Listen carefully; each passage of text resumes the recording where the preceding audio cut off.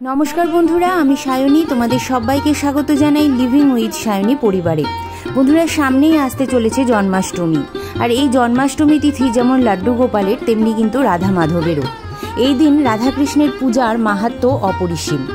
এই দিন ভগবান শ্রীকৃষ্ণের জন্মোৎসব পালন করা হয় এবং শ্রীকৃষ্ণের পূজাও করা হয়, যা ভক্তদের জন্য অসীম আনন্দ ও শান্তির বার্তা নিয়ে আসে। এই পূজা ভক্তদের মধ্যে ভক্তি, প্রেম এবং ভক্তির গভীর অনুভূতিকে জাগিয়ে তোলে। এই পূজা মনের শান্তি ও আনন্দ লাভের জন্য, দুঃখ কষ্ট দূরীকরণের জন্য এবং মোক্ষ লাভের জন্যই করা হয়ে থাকে।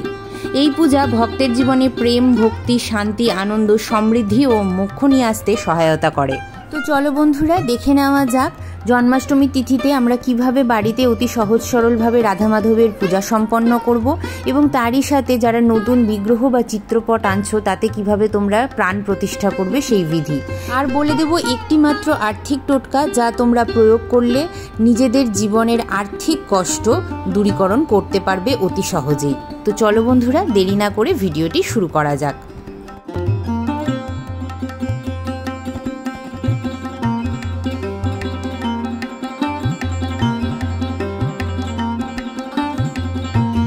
স্নান সেরে শুদ্ধ বস্ত্রে ঠাকুর মন্দিরে চলে এসেছি, করছি আচমন, হাতে নিচ্ছি একটু গঙ্গা জল, বলছি তদ্বিষ্ণু পরমং পদম সদা পশ্যন্তি সুরয় দিবিব চক্ষুরাতম ওম বিষ্ণু ওম বিষ্ণু ওম বিষ্ণু। আবারও হাতে গঙ্গা জল নিয়ে হাতটা পরিষ্কার করে বিষ্ণু স্মরণ করে নিচ্ছি, বলছি অপবিত্র পবিত্র বা সর্বাবস্থাঙ্গত পিবা যৎস্বরেত পুণ্ডরীকাক্ষ সবাহ্য অভ্যন্তর সূচি নম সূচি নম সূচি নম সূচি। মাধবকে বসাবো বলে আমি এখানে পূর্ব দিকে মুখ করে একটি পাটা পেতেছি, তাতে হরিদ্রা রঙের একটি বস্ত্র পেতে নিয়েছি আর কিছুটা গোলাপের পাপড়ি পেতে আমি তার চিত্রপটটি এখানে বিরাজিত করেছি। রাধারানীর অত্যন্ত প্রিয় একটি ফুল হচ্ছে গোলাপ ফুল, তাই গোলাপ ফুলের পাপড়ি দিয়েই আমি এখানে আসনটি প্রস্তুত করলাম। এই বছর জন্মাষ্টমী পড়েছে 16ই আগস্ট 2025 শনিবার। পূজাবিধি প্রারম্ভের পূর্বে আমি এখানে একটি তিলের তেলের প্রদীপ প্রজ্বলিত করছি। শ্রী রাধারানী হলেন মা লক্ষ্মীরই অবতার, তাই মা লক্ষ্মীর যা প্রিয় শ্রী রাধারানীরও তাই প্রিয়। তো শ্রীমতী রাধারানীর অত্যন্ত প্রিয় হচ্ছে তিল তেল, তাই জন্য আমি এখানে একটি তিলের তেলের প্রদীপ প্রজ্বলিত করছি। এরপর আমি স্নানের বিধি শুরু করব। তার জন্য দেখো এখানে একটি পাত্রে গঙ্গা জল নিয়েছি, এই গঙ্গা জলের মধ্যে আমি দিচ্ছি একটু অঘরু আর গোলাপ জল। বন্ধুরা, এদিন তোমরা যারা প্রথম নতুন চিত্রপট আনছো তারা কিন্তু এই স্নানের বিধির মাধ্যমে অবশ্যই রাধারানী এবং শ্রী মাধবের প্রাণ প্রতিষ্ঠা করতে পারো। এরপরে আমরা হরে কৃষ্ণ কৃষ্ণ কৃষ্ণ হরে হরে হরে রাম রাম রাম হরে হরে এই মন্ত্রটি জপ করতে করতে চিত্রপটটিতে স্নানের বিধি সম্পন্ন করাবো। এখানে আমি তোমাদেরকে যারা বিগ্রহ আনছো তাদেরও প্রাণ প্রতিষ্ঠার নিয়মটি বলে দিচ্ছি। দেখো এখানে একটু আমি কাঁচা দুধ নিয়েছি আর তার মধ্যে নিচ্ছি একটু গোলাপ জল আর সাদা চন্দন। এরপরে পাশেই আরেকটি তামার পাত্রে আমি নিচ্ছি গঙ্গা জল, এই গঙ্গা জলের মধ্যেও আমি একে একে অঘরু আর গোলাপ জল মিশিয়ে নিচ্ছি। বন্ধুরা, গোলাপ জলটি অবশ্যই মেশাবে কারণ সেটি কিন্তু রাধারানীর প্রিয়। এরপরে যেহেতু এটা মাধবের স্নানের জল তাই জন্য আমি দুটি পাত্রেই তুলসীপত্র মেশাচ্ছি আর মেশাচ্ছি একটু করে গোলাপের পাপড়ি। বন্ধুরা, যা রাধারানীর প্রিয় তাই কিন্তু শ্রী মাধবেরও প্রিয় এবং রাধারানী সন্তুষ্ট হলে কিন্তু মাধবও ভীষণভাবে সন্তুষ্ট হয়ে যান সেই ভক্তের প্রতি এবং সেই বাড়িতে কোনো দুঃখ দারিদ্রতা থাকে না। তো এখানে আমি অষ্টদল কমল এঁকে নিলাম আর একটু তুলসীপত্র রাখছি। এরপরে আমি মাধবকে এবং শ্রীমতী রাধারানীকে স্নান বস্ত্র পরিয়ে এই পাত্রটিতে নিচ্ছি। এই সময় যখন তোমরা স্নানাভিষেক করাবে না তখনই কিন্তু তাদের প্রাণ প্রতিষ্ঠা হয়ে যাবে। স্নানের সময় তোমরা ইদম স্নানিয়ম শ্রী রাধা কৃষ্ণায় নমঃ বলতে পারো অথবা হরে কৃষ্ণ কৃষ্ণ কৃষ্ণ হরে হরে হরে রাম রাম রাম হরে হরে হে কৃষ্ণ করুণা সিন্ধু দীনবন্ধু জগৎপতে গোপেশ গোপিকা কান্ত রাধাকান্ত নমস্তুতে এই মন্ত্রটি জপ করতে করতে তোমরা স্নান করাবে, তাতেই কিন্তু তাদের প্রাণ প্রতিষ্ঠা হয়ে যায়।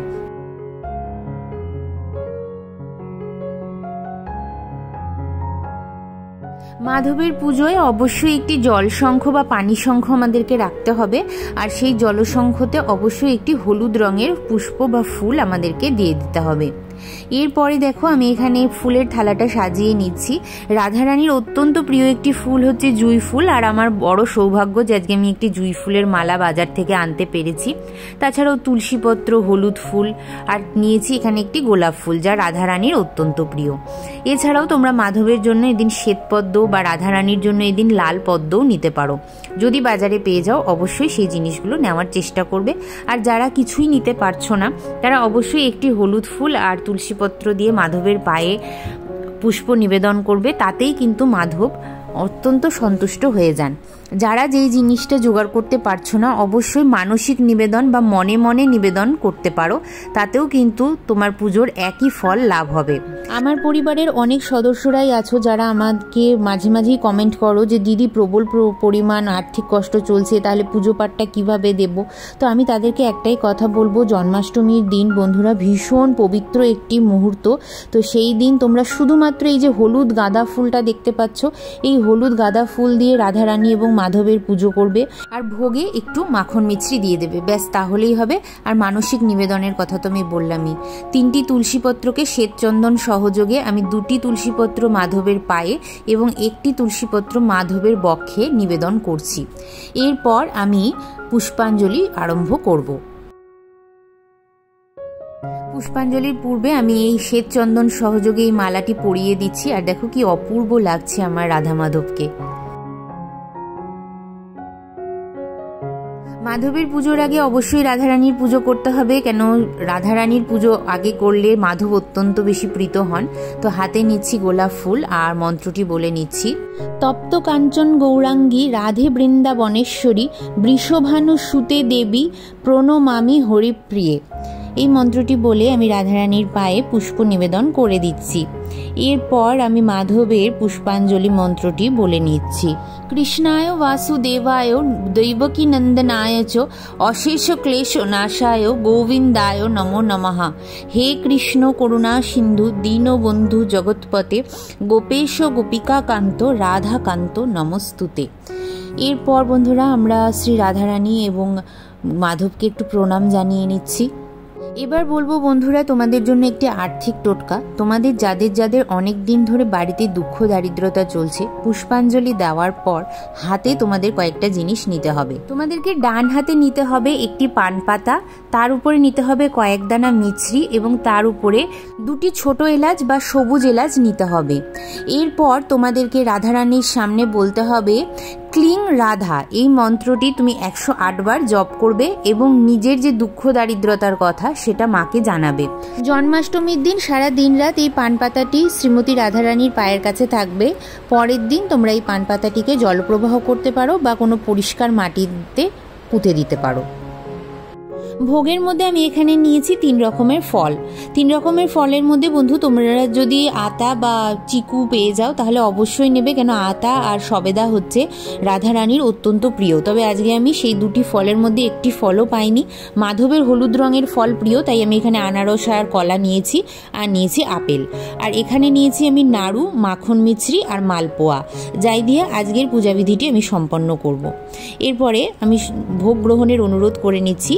মাধবের ভোগ সবসময় কিন্তু তোমরা তুলসীপত্র দিয়েই নিবেদন করবে, আর রাধারানীর ভোগেও কিন্তু তোমরা তুলসীপত্র দেবে, কেন কি রাধারানী হচ্ছেন এমন একজন যিনি মাধবকে না খাইয়ে কখনোই ভোগ গ্রহণ করেন না, আর মাধব তুলসীকে ছাড়া ভোগ গ্রহণ করেন না। তাই রাধারানীর ভোগ এবং মাধবের ভোগ দুজনের ভোগেই অবশ্যই যেন তুলসীপত্র থাকে।